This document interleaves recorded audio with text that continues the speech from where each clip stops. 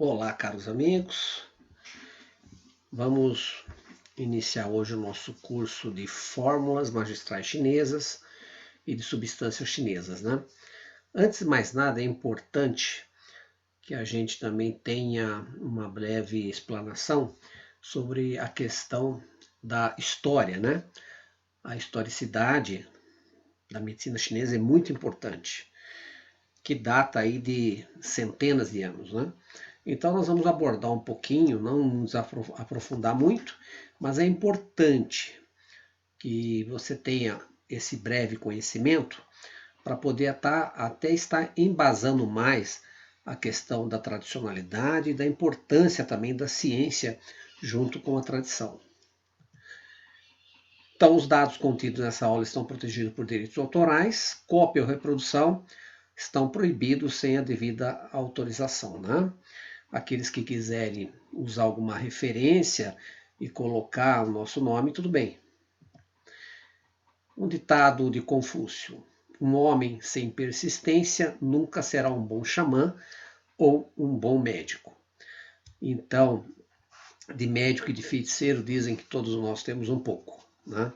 Então é preciso persistência para que a gente possa ter sucesso nos tratamentos e uma maior compreensão também sobre nós mesmos. Aqui um pouco do meu currículo. E vamos falar sobre uma breve história da medicina para que vocês entendam todo o processo que houve e a importância nos nossos dias das terapias naturais. No ano 500, se falava assim: venha até aqui e coma esta raiz. As pessoas só tinham acesso à natureza, e através da natureza que elas curavam todos os seus males, né? No ano 1000, se falava: essa raiz é coisa de ateu, faça esta oração ao Deus que está no céu. Aí já se acreditava que toda a importância da cura estava ligada à fé, à questão de um Deus que seria aquele que iria nos prover a saúde. No ano de 1792, o Deus não está no céu, quem reina é a razão. Venha até aqui e beba esta poção. Então Deus já foi colocado de lado novamente, né? E a razão achava que simplesmente você tomando uma poção ou alguma fórmula, ela que daria novamente saúde a você.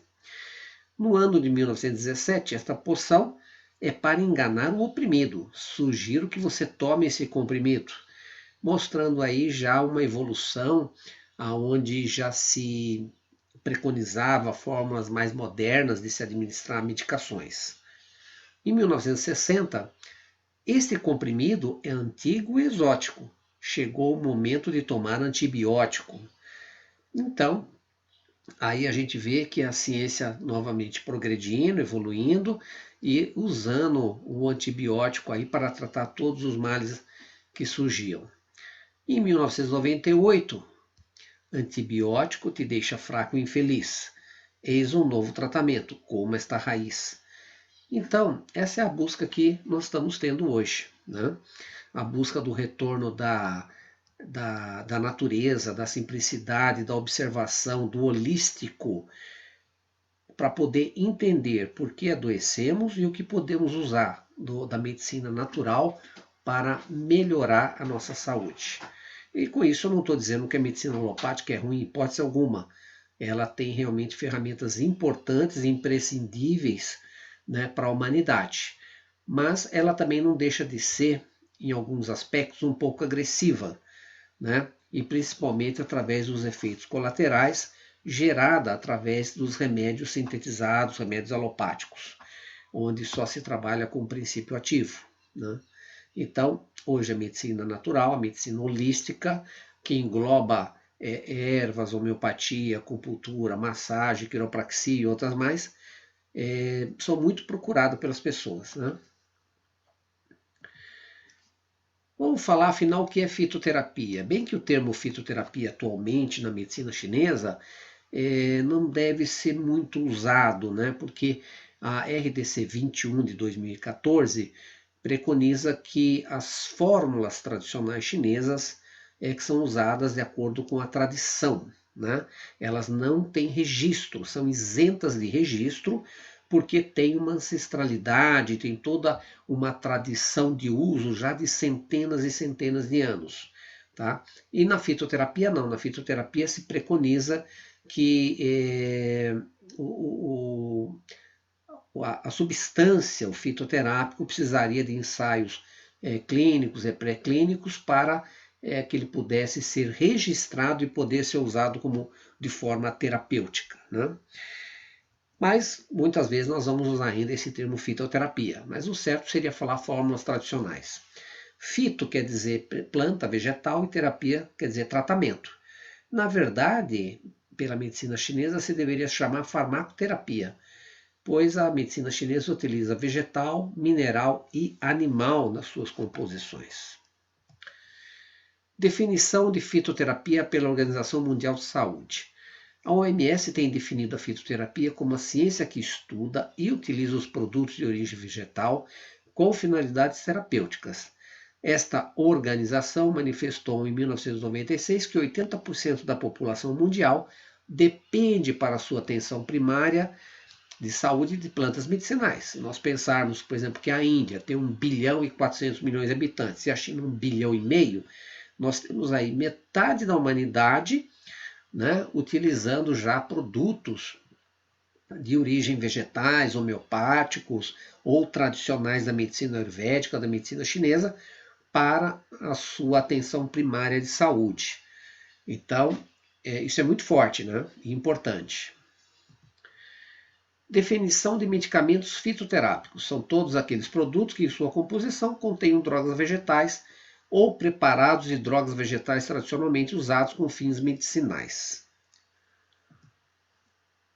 Na matéria médica, chamada Bencal-Tin, a matéria médica chinesa, né, chamada Bencal, ela é composta dos 3 reinos: produtos vegetais, animais e produtos minerais. Os 3 reinos da natureza são abrangidos, né, com o tratamento e com as fórmulas. Aqui um exemplo, nós temos à esquerda a raiz de ginseng selvagem, né, que custa um absurdo hoje, é muito caro, uma coisa absurda, né? O ginseng hoje é produzido de forma latifundiária, de grande escala, mas ainda se encontra ginseng selvagem. E quando se encontra, ele custa muito caro. Aqui logo no meio nós temos aí o luron, o chifre de veado, também usado medicinalmente. E do lado direito, o cavalo marinho, que é usado em fórmulas para problemas sexuais, disfunções sexuais, né? Então temos aí algum exemplo de produto vegetal e produto animal. E aqui, exemplo também de um produto mineral, cinnabar, e casco de tartaruga, também que é um produto animal, muito usado na medicina chinesa. Uma característica importante dos produtos, das ervas e substâncias chinesas, que elas estão relacionadas aos 5 elementos, né? Tá? Onde o fígado representa o elemento madeira, de característica verde, o coração o fogo, pela cor vermelha, o baço a terra, cor amarela, o pulmão representa o metal, cor branca, e o rim a água, de cor preta, né? Isso, de certa forma, também é um indicativo das plantas e das substâncias minerais e animais, porque existe uma teoria chamada teoria das assinaturas. A teoria das assinaturas diz que Deus impregnou na natureza as cores, sabores e formatos para que o ser humano soubesse como usá-los, né? Essa é chamada teoria das assinaturas. Então aqui nós temos a cor verde da folha de cinar ou mesmo do boldo, que tem característica muito importante e conhecida para tratar o fígado. Nós temos também o vermelho, através, por exemplo, da salva meteoriza ou do Carthamus tincturi, que são substâncias que agem na circulação sanguínea, né? E que têm característica vermelha. Nós vamos ter o amarelo, da raiz de alcaçuz, ou a raiz de astragalus. Essas plantas agem muito na energia do baço, no ti do baço, da formação do ti, né? Então ela tem essa característica amarela de cor. O sabor, inclusive, também é doce. Os sinapes aqui, sinapes alba, a semente, né, de alba, a semente de gergelim, a radix remania preparata, tem característica preta e serviriam para atuar na energia dos rins. E você deve estar se perguntando por que eu vou usar a fitoterapia energética e quais suas vantagens? E por que não usar plantas brasileiras, né? Bom, primeiro que as plantas chinesas e as fórmulas chinesas se baseiam nas propriedades energéticas de cada substância, coisa que nós não temos visto estudado com todas as plantas do Brasil, né? Propriedade energética é a propriedade que marca o uso de uma planta. Por exemplo, o gengibre ele é de característica quente, então a propriedade energética dela é quente. A menta, por exemplo, é uma planta fria, então a característica energética da menta é ser fria. E levando-se em conta que a medicina chinesa diz que doenças do calor se tratam com o frio e doenças do frio se tratam com o calor, se eu souber a substância, qual a propriedade energética de uma substância, eu sei que planta eu posso usar para tratar especificamente aquele desequilíbrio. Outro aspecto é que possui séculos de experimento. Né? São fórmulas e substâncias que nós vamos ver durante o curso que tem aí 1.000, 1.500, 2.000 anos de uso. Né? E ela atua na causa do processo do desequilíbrio etiopatogênico. Então ela não vai no efeito, ela vai na base do desequilíbrio. Então não é como eu ter dor de cabeça e tomar um analgésico. Não. Eu vou ter dor de cabeça e vou procurar saber de onde é essa dor de cabeça. Se é de origem do estômago, se é do fígado, se é do rim. Qual o processo que está havendo? Para tratar a causa. Vamos falar então aqui, introduzir algumas medicinas, né? Principalmente a medicina tradicional chinesa. E ela é importante porque ela tem como base a filosofia de vida taoísta, que procura manter a energia formadora da vida, o Qi ancestral, né? Bem forte e distribuído pelo organismo. Então, conhecendo os princípios da natureza e vivendo a favor desta, mantendo o Qi energia forte. Eu costumo dizer que o nosso corpo é como um copo. Se ele estiver vazio, qualquer energia perversa pode entrar. Agora, se ele estiver cheio e completo, essa energia ela vai fazer uma resistência impedindo que a energia perversa penetre. Né? Os princípios do Tao, o Yin e o Yang, os 5 movimentos, e outros vão formar o corpo da MTC, que se divide em diagnóstico e tratamento. Então, sendo este último o objetivo do nosso trabalho. Né? Então, o tratamento se divide em 3 momentos. A natureza ajudando os doentes. Então, remédio de origem vegetal, mineral, animal. No Brasil, isso ocorreu ao contrário. Nós começamos com a acupuntura, porque até então, até 1992, o uso das substâncias chinesas tal era muito restrito, quase não existia. Quem tinha acesso era a colônia chinesa, alguns lugares possuíam alguma outra fórmula que se usava. Só a partir de 1992, com o advento da Brasil Oriente e da Natural Med, que começou-se a ter acesso a essas fórmulas, essas substâncias no Brasil. Né? Mas então, é a natureza ajudando o doente, remédio. O homem ajudando o homem. Aí eu vou entrar então com sessões terapêuticas para ajudar, acupuntura, tuiná, massagem e outras técnicas. Porque é um engano você pensar que na China tudo é acupuntura. Não, os tratamentos lá, os maiores tratamentos são feitos com plantas medicinais. E somente 20% vão usar outros recursos terapêuticos, ok? O terceiro sistema seria o doente ajudando a si mesmo. Então, a partir do momento que ele melhorou, ele agora vai manter a saúde através de exercícios, através de meditação, através da prática do Qigong, né? Para se manter saudável. É o doente ajudando a si próprio. Então, o tratamento do processo doente, né, deve ser nesta ordem. Primeiro, a fitoterapia, né, o uso de plantas. Por fim, o autoequilíbrio para doenças muito profundas ou para manter o estado de saúde. Em alguns casos, a acupuntura, o tuiná, podem ser indicados conjuntamente aos remédios desde o princípio. Vamos entender onde começou a fitoterapia, o uso das plantas, né? Isso é muito histórico, né? Os primeiros a utilizar, logicamente, sempre foram os animais, de forma instintiva, né? Para os seus desarranjos, suas dores, seus problemas, faziam uso de determinadas gramíneas ou frutas para se sentir melhor. Os humanos primitivos usando como alimento, né? Pelo instinto, pelo paladar, pela experiência e pela observação. Logicamente que muitos vieram a perder a vida porque comiam frutas e sementes venenosas e através disso aqueles que percebiam isso não repetiam a experiência, né? O uso remonta a 60 mil anos. Uma caveira com 8 plantas medicinais foi encontrada no Oriente Médio, né? Então, provando que as plantas também tinham função medicinais e terapêuticas desde essa época. Há 50 mil anos, os asiáticos cruzam o Estreito de Bering. Há 10 mil anos surge a arte rupestre. Há 5.500 anos, período pré-histórico, né? Que é a fase da escrita mesmo. 4 mil anos, período pró-histórico, vida sedentária, escrita cuneiforme, fazem já parte da vida das pessoas. E 3.200 anos, o período histórico propriamente dito.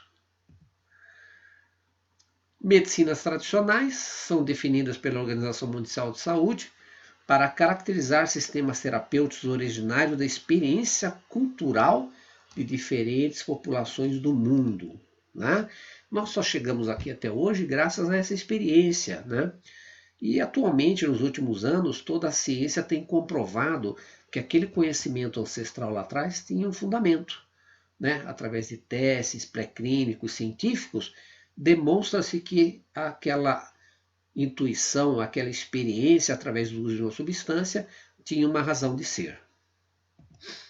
Medicina ayurvédica, o sistema da Índia, né? Que é baseada nos Vedas, livros sagrados do hinduísmo. Eles usam plantas, massagem, aromaterapia, exercício, banhos no seu arsenal terapêutico e alimentação também. Os sistemas asiáticos possuem muita semelhança entre si, né? Então, a China, Vietnã, Coreia, Japão possuem todo esse acervo, né? Tem uma característica em comum. Todos eles usam acupuntura, todos eles usam plantas, massagem, porque são países que estão muito próximos e esse conhecimento acabou passando de mestre para discípulo e foi expandindo, né? Sistemas clássicos, né? Também de medicina, como a grega, a romana e a persa, da qual deriva a nossa medicina alopática, tá? E são originários da escola ocidental. Muitos dos conhecimentos clássicos ficaram apenas no ambiente popular, sendo usados por populações árabes e da região mediterrânea. Sistemas africanos também têm uma cultura de uso de substâncias e de certos rituais mágicos, né, envolvido em encantamento, tal. Tem todo um processo aí xamânico, né, de uso de fitoterápicos, tanto para uso externo e interno, junto com os processos espirituais. No Egito, né, existem escritos de papiro, de ervas muito importantes, que têm 1.500 anos antes de Cristo, com 876 prescrições, que vai desde excremento de animal, rituais, amuletos, e também o uso de sacerdotes, né, que faziam evocações a Osíris e Ísis para que ajudassem no processo de cura. Na Babilônia, as placas de argila, né? No Oriente, Hipócrates, 460 a.C., rejeitou o que denominam doutores feiticeiros, curandeiros, charlatões. Para ele, toda doença tem origem natural. Seus escritos referem-se a prognóstico, diagnose, a teoria, a ética, 72 volumes, 400 plantas estudadas. Ele escreveu a patologia dos humores, conhecimento da lei dos contrários e similares, e é considerado o pai da medicina. Nessa época, eu costumo dizer que já começou a perseguição àqueles que tinham conhecimentos ditos como de feitiçaria tal, que faziam encantamentos, esse tipo de coisa, e que ajudavam muito a população, né? Principalmente na questão da crença, né?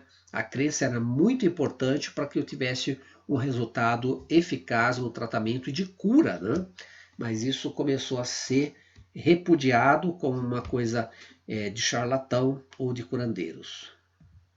Greco-romana, matéria médica, Diócles de Cariatos, discípulo de Aristóteles, escreveu Risotomicon, é um livro que está desaparecido desde então, né? Talvez tenha sido destruído em algum tipo de guerra ou de situação, ou mesmo ter sido roubado, né? Está na mão de algum colecionador. Dioscórides também teve grande influência no Ocidente. Ele escreveu um livro com 950 substâncias, né, medicinais. Galeno, pai da terapêutica do Ocidente, comparado a Zhang Zhongtin da China, muito importante, também teve um trabalho importante na área médica e de desenvolvimento. Ele descreveu as qualidades humorais bile, atrabile, sangue e fleuma, que seriam as características de desequilíbrio que levariam à doença, né? Ele era matemático, arquiteto e médico. Eu acho que naquela época a faculdade era muito barata, né? Então dava tempo de se estudar muito. Dissecação humana, médico de Marco Aurélio, tem 82 obras, né? Escreveu sobre ortopedia, neurofisiologia, anatomia. Ele pretendia que houvesse correspondência entre o exterior e as diversas partes do organismo. Então, isso tem uma relação muito grande com o conhecimento da medicina chinesa, que também diz a mesma coisa. Né? São os microsistemas da aurícula, das mãos, dos pés, do corpo, que tem relação energética com a parte interna. Né? Segundo a lei dos alquimistas, ensinava que o mercúrio ou sal eram a origem das doenças. É o fim da medicina hermética, né, que era a medicina fechada, ensinada geralmente de mestre para discípulo, e ela agora já não é mais hermética, é mais aberta e começa a se expandir. Paracelso, um grande alquimista, achou que a ação de um remédio não depende de suas qualidades hipotéticas, quente ou frio, que é o que diz a medicina chinesa, mas sim de sua real virtude específica, remédio específico para doença específica, por exemplo, a cocaína usada para dor, né? Mas será que ele estava realmente certo? Eu penso que, por exemplo, o chinês pode achar que, por exemplo, a cocaína ela tem um aspecto muito mais quente porque ela leva o ser humano a um estímulo, um autoestímulo muito grande. Quem toma cocaína geralmente fica mais agitado, né? Mais yang. E quem faz o uso, por exemplo, da cannabis, da maconha, tende geralmente a ficar mais dócil, mais zen, né? Ter mais sono, se relaxar mais, ficar mais tranquilo, né? Tanto é que a cannabis ela é usada para processos aí, por exemplo, de convulsões, né? Acalmando. Então, eu acredito que realmente as qualidades hipotéticas quente e frio podem ser usadas em todas as substâncias da natureza e com isso a gente tirar proveito para a sua atuação terapêutica. No século XVII começa a ciência da medicina, surge o pai da patologia, Morgane, que observou que cada doença tinha um órgão afetado, algo bem mecânico, né? Então, necessariamente não, porque nós sabemos que no início as doenças estão no campo energético. E se você for fazer um exame do órgão, ele não apresenta nada. Mas no campo da energia, do canal de energia, existe sim um bloqueio, está afetado, uma deficiência, né? No século XVIII, a causa da doença era o órgão afetado. Stahl lançou o animismo, o conceito de que a causa da doença vem da alma. Sim, né? O chinês também diz que todas as causas do nosso desequilíbrio vêm do Shen, né? Vem da alma, vem de um desequilíbrio do nosso íntimo, do nosso ser realmente mais profundo, que vai levando com o tempo a doença. No fim do século XVII, Schiller, o boticário, isolou muitas substâncias químicas de fontes naturais e estudou suas funções. E hoje muitos profissionais médicos não sabem disso, né? Eles acham que todas as substâncias usadas hoje na medicina não tem nada a ver com planta medicinal. Isso é um grande erro. Hoje nós sabemos que a quantidade absurda de substâncias usadas na medicina alopática derivam de plantas ou semissintetizado de plantas. Então nós temos desde a morfina, a ermitina, a cafeína, a nicotina, a atropina, por exemplo, não tem um exame ocular, né, que não se use a atropina, que vem da tropa belladonna. A digitalina, que é tirada da digitalis púrpura, né? Cocaína, que é tirado da coca, né, da folha da coca, né? E temos aqui uma importante, por exemplo, a aspirina, que é o AS, o ácido acetilsalicílico, que é tirado da árvore do chorão, da casca da árvore do chorão, né? E foi sintetizado em 1898, né? Então é tirado também de uma planta medicinal, né?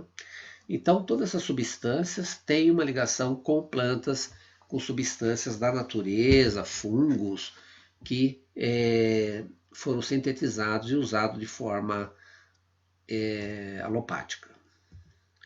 Século XIX, os recursos terapêuticos eram constituídos predominantemente por plantas e extratos vegetais, como verificado na Farmacopeia Geral para o Reino de Domínios de Portugal, que tinha 30 produtos de origem mineral, 11 de produtos animais e 400 de espécies vegetais. Porque antigamente não se tinha aí na farmácia, você vai na farmácia, entrava lá e comprava um antibiótico, alguma coisa desse tipo para se tratar. Eram plantas medicinais para os nossos males, né? Para ajudar no parto, para tirar uma dor, para resolver problemas dos mais variados tipos. No século XIX também, esses recursos começaram a ser estudados com instrumentos científicos da época e se estabeleceu paulatinamente a tendência da utilização das substâncias ativas isoladas, os chamados princípios ativos, resquícios da linguagem alquimista da época, né? Esse foi um grande erro, né? Porque, na verdade, quando você usa um princípio ativo isolado, você tira as outras substâncias que fazem parte de um fitocomplexo. E esse fitocomplexo é que dá estabilidade ao produto. Quando você usa só uma parte disso, existem os chamados efeitos colaterais.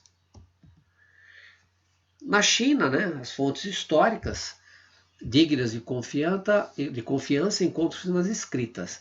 Porém, a China sempre foi conturbada, sempre teve muita guerra, muita briga entre os feudos e muito se perdeu dentro dessa evolução, né? Muita coisa, houve crescimento nas épocas de paz, mas muita coisa acabou se perdendo. Mas é uma grande medicina estruturada, que no final do século XIX era o sistema terapêutico mais avançado do mundo. Reis, príncipes, pessoas de alto poder aquisitivo do mundo todo iam até a China para buscar tratamento para suas doenças, porque era um sistema terapêutico avançado. Tanto é que muitos médicos e profissionais da época que tinham esse conhecimento, buscavam esse conhecimento na China, acabaram trazendo para o Ocidente o conhecimento da acupuntura, né? Como Soler de Morin, né? O francês que trouxe esse conhecimento para o Ocidente. Não só ele, como outros, né? Aqui uma foto de um grupo que foi estudar plantas medicinais na China, que é um hospital, onde são dispensadas as fórmulas através de chás, de plantas, para que o paciente leve para casa para fazer a preparação, né? Esse ano vamos estar levando outro grupo também para esse aprimoramento. A maior parte das informações sobre o passado da MTC atualmente datam de 227 a.C. em diante. Tá? Isso porque no período anterior os livros foram destruídos ou perdidos em guerras feudais, né? Ficaram 2 livros que subsistiram essas guerras, o chamado Tratado do Outono e da Primavera e o Clássico da Montanha e dos Mares. Antigamente também na China, o conhecimento da medicina tinha uma estrutura familiar, que detinha e transmitia através de gerações. Então, se eu tinha um médico na família que tinha esse conhecimento era transmitido através do filho, para o filho, ou através da nora, caso ele não tivesse um filho homem. Esse período é dominado pelo xamantismo, né? Está latente que a visão da doença é a manifestação de espíritos maléficos, demônios, quais são repelidos por encantamentos, rituais e também de chás, de prescrições herbáceas. Os cheiros aromáticos, como de canela, evódia e artemisa, tinham propriedades mágicas e funcionavam por simpatia ou antipatia. Então, além de todo esse encantamento usado, era usado também chás para que pudesse ajudar na recuperação. Vamos falar de alguns conhecidos dessa época, por exemplo, o Dr. Sun Simiao, célebre por ter descoberto, né, os pontos Asher, e pela grande contribuição no domínio da dietética e da fito. Foi o primeiro no mundo a administrar extrato de tireoide e pinto de cordeiro, assim como alga nos problemas de tireoide, problemas relacionados à falta de vitamina. Então vocês vejam, há quantos anos esse médico já tinha esse conhecimento, né, e começou a usar substâncias, né, extrato de tireoide, para os problemas relacionados ao ser humano de tireoide, o semelhante tratando o semelhante. 1000 anos antes dos europeus, já se curava beriberi, indicando fígado de vitela, germe de trigo fermentado. Né? 1000 prescrições valendo o seu peso em ouro é uma obra importantíssima, conhecido também como Bei Jin Tian Ti Yao Fan, preciosas prescrições em urgência médica. Outros fatos que marcam esse período são as lendas sobre os efeitos das plantas medicinais. Bom, lenda ou não, tá? Esse conhecimento era passado através de histórias, né? Para que não ficasse perdido através dos livros. Né? Então tem um livro bem interessante, chama Curas Herbais, da editora Roca, que eu fiz a revisão, que tem vários desses relatos históricos sobre a propriedade das plantas medicinais. Em 403 a 221 surge o clássico das montanhas e mares, né? E com 1205 substâncias. Em 221 a 206, os anais da primavera e verão. Em 220 a 25, o clássico interno do Imperador Amarelo, o Neitin, que ele é o reservatório da medicina tradicional chinesa. Contanto, ele tem poucas substâncias, 28 substâncias só estudadas, né? Mas ele era importante porque nessa época já se entendia que o mundo natural e que a saúde e doença eram sujeitos aos princípios da ordem universal. Né? Então o sujeito ficava doente não porque era magia ou por feitiço, nada disso, mas porque ele estava sujeito a princípios da ordem universal. Né? A medicina estabelece um reino legítimo, bem definido, não tendo nada a ver mais com magia. Tá? Sheinon, o clássico da matéria médica do divino fazendeiro, né? Foi um mestre espetacular, muito importante. Ele escreveu 364 prescrições, 252 propriedades medicinais e tinha a teoria de que veneno cura veneno. É uma teoria interessante que é usada pela homeopatia. E talvez até Hahnemann, né, tenha tido acesso a esse livro ou tenha visitado a China, porque Hahnemann era poliglota, falava vários idiomas, e talvez tivesse tido acesso a essa informação. Né?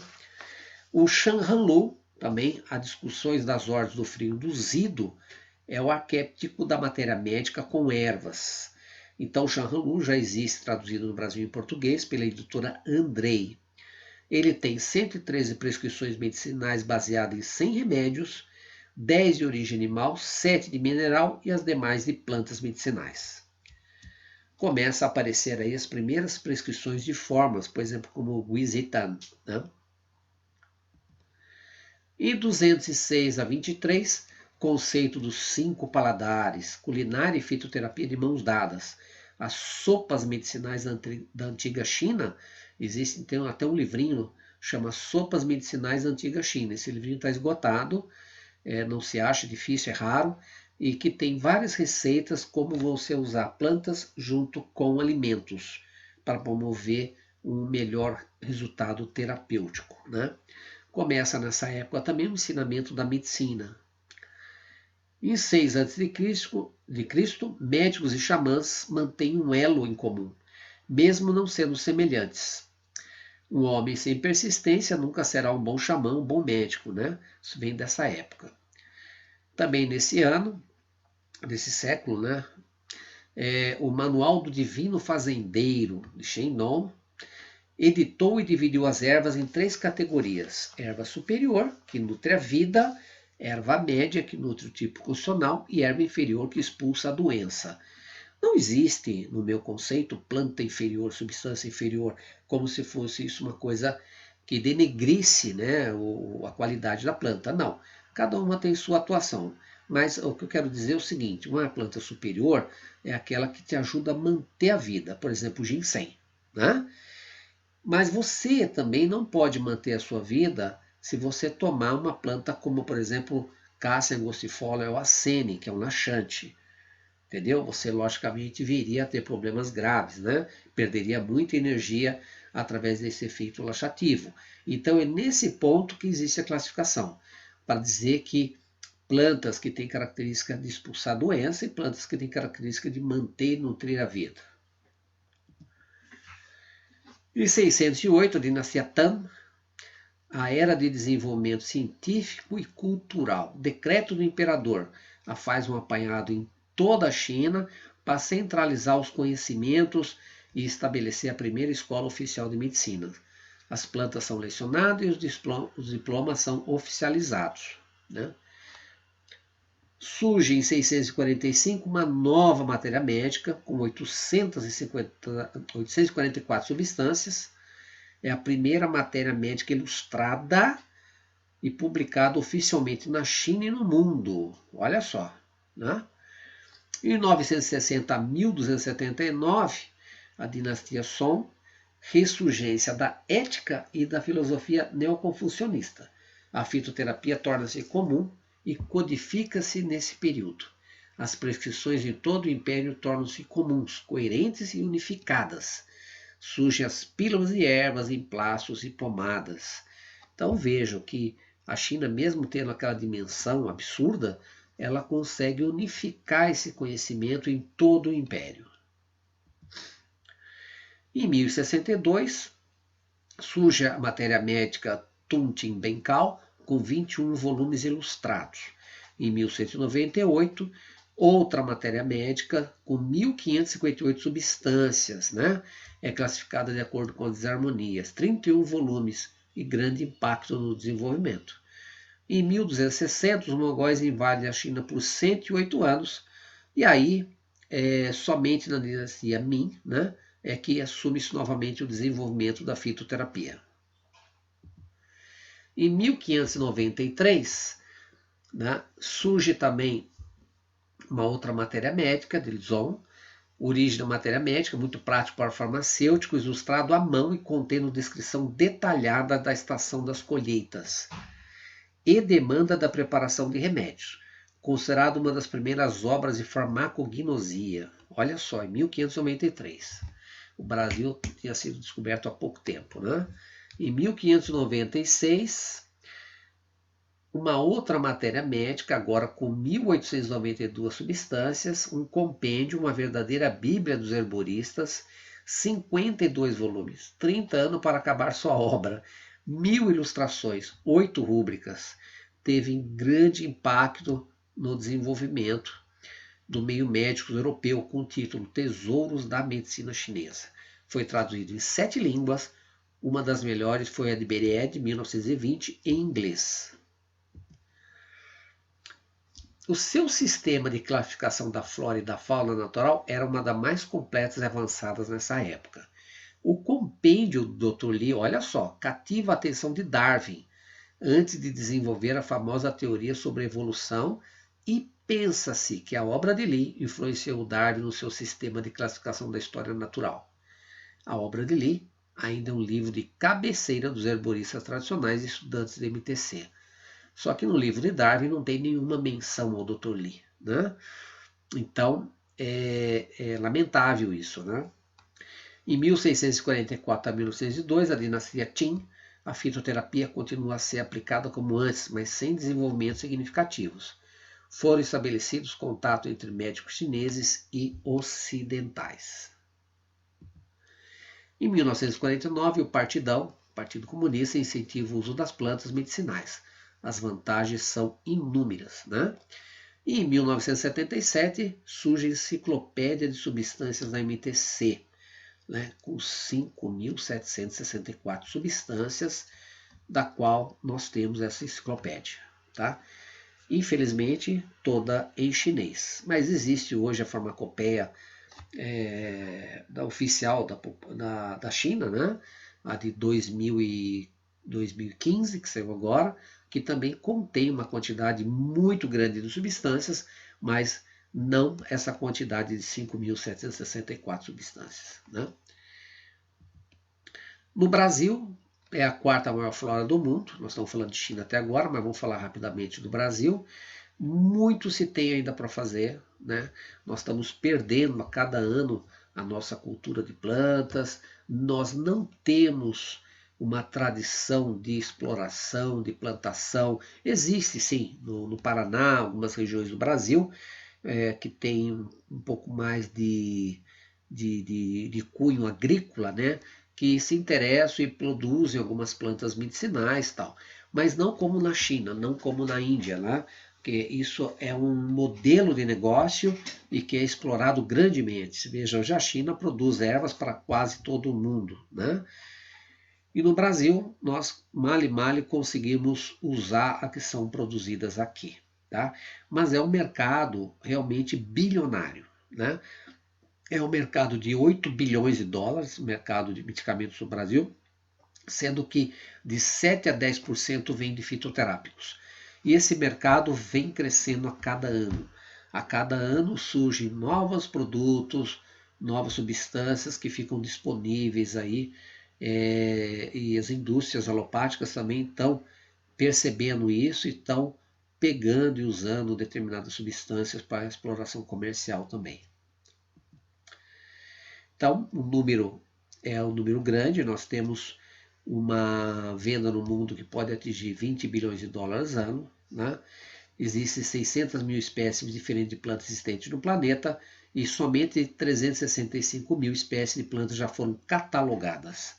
Então veja que ainda existem muitas plantas que podem ser descobertas e ainda contribuir para a cura de muitas doenças.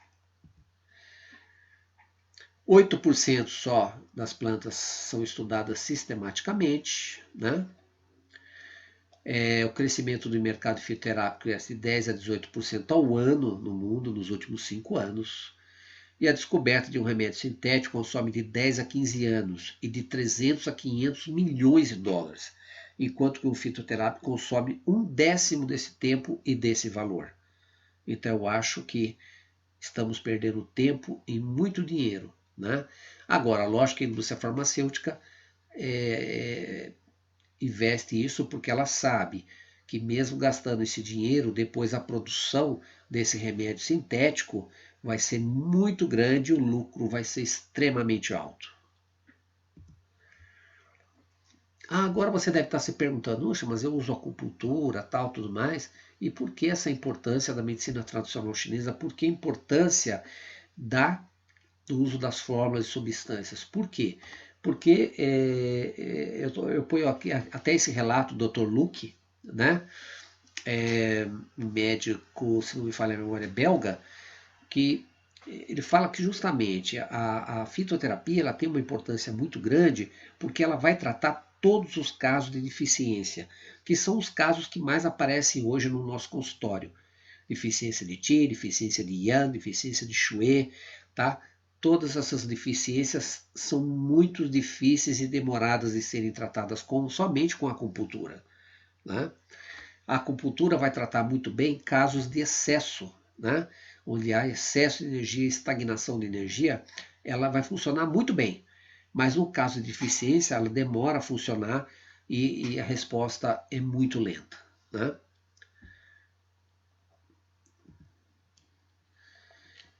Ele fala aqui da experiência dele, do sistema, né? E já em 1982 já fazia a primeira importação de plantas chinesas na Bélgica. Nós começamos a fazer isso aqui em 1992. lentamente, agora que a coisa está realmente um pouco mais, um pouco maior, tá? Então veja quanto tempo nós demoramos para estar participando desse processo de terapia com as plantas medicinais chinesas.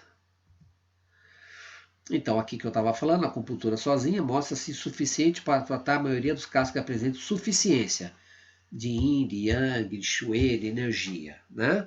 E as doenças crônicas já vêm com esses sintomas, né? As pessoas estão com deficiência. E a energia ancestral também, né? Então, esse processo constitucional, hereditário mesmo, até de deficiência da energia ancestral, acaba atrapalhando o efeito terapêutico da agulha ou da moxa, né?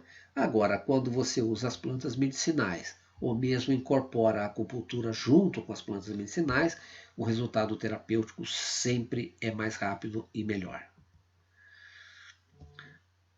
Aqui, como eu estava falando para você, síndromes de excesso, plenitude, bloqueio de yin, de yang, sangue, energia, com a acupuntura vai muito bem, funciona rápido, né?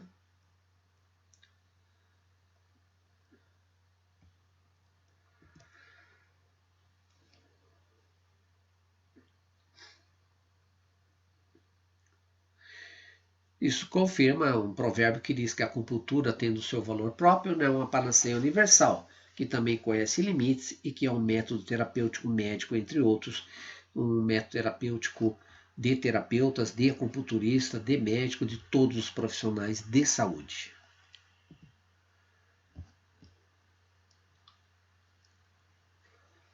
Então, a importância da fitoterapia hoje para você que me ouve, que é ou curioso, ou que é profissional de saúde, que quer ter sucesso terapêutico, é importantíssimo que você tenha esse conhecimento, que você se profissionalize para que possa usar com conhecimento essa riqueza da medicina chinesa, que são as plantas medicinais, que são as fórmulas, e ter com isso maior resultado terapêutico. Maior resultado terapêutico, maior número de clientes e possibilidade de desfrutar de uma reputação maior dentro do seu currículo. Aqui mostrando aqui a 70% é fitoterapia na China e outras técnicas, 30% como tuinar, acupuntura, tai chi, qigong ou moxa, fazem parte do escopo de tratamento. Mitos. A fitoterapia é chazinho e por ser natural não faz mal. Mentira. Fitoterapia é química, fórmula é química. Então ela tem um resultado químico no corpo, né? Fitoquímico. Se fez bem para o vizinho, deve fazer bem para mim também. Não, na medicina chinesa, ou mesmo na medicina brasileira, na fitoterapia brasileira, isso não existe. Nós temos uma tosse pelo frio e uma tosse pelo calor. Se o seu vizinho está com a tosse pelo calor, tomou um xarope, melhorou, e a sua tosse é pelo frio, e ela te dá o mesmo medicamento, você consequentemente vai piorar, tá? Então, é diferente. Tem de se observar se é a mesma patologia, se é o mesmo processo energético para usar a mesma substância. Se não tem galho, serve a folha. Isso é muito comum, né? A gente pegar no Brasil, por exemplo, o jambolão, que é usado o fruto para diabetes, e quando falta, usa-se a folha. Então, nem sempre outra parte diferente de uma planta tem o mesmo efeito terapêutico. Tá? É muito difícil pegar uma planta toda que tem folha, fruto, galho, raízes, ter o mesmo princípio ou a mesma força medicinal para uma terapia. Tá? Então, não é assim. Quando se indica usar a folha, é a folha. Quando é raiz, é raiz. Tá? O profissional, como vemos hoje, deve ser um profissional habilitado e com profundos conhecimentos, que é o que você está fazendo aqui, assistindo essa aula para adquirir cada vez mais conhecimento, comprar livros, fazer curso, não só comigo, como outros profissionais, para se aprimorar e se tornar cada vez melhor. O que a fitoterapia pode tratar? Antes de mais nada, prevenir. É essa a função do médico chinês tradicional, prevenir. Do acupunturista tradicional, prevenir a doença. Não tratar depois o doente, mas prevenir. Pode tratar gripes, resfriados, estados agudos, doenças do sistema imunológico, doenças crônicas de todos os tipos. Né? Às vezes, muitas pessoas me procuram perguntando: você tem alguma substância ou forma para tratar tal doença? E às vezes são doenças que realmente eu desconheço, né? Eu costumo dizer o seguinte: se eu não sei é porque não existe, é porque realmente eu não sei, né? Então não é que não existe uma planta para tratar aquela patologia, é que eu desconheço, né? Então, muito bem, essa é a nossa aula de hoje, essa apresentação. Eu espero que tirem grande proveito e vamos em frente, vamos continuar com as próximas aulas e tirando o maior proveito desse conhecimento ancestral.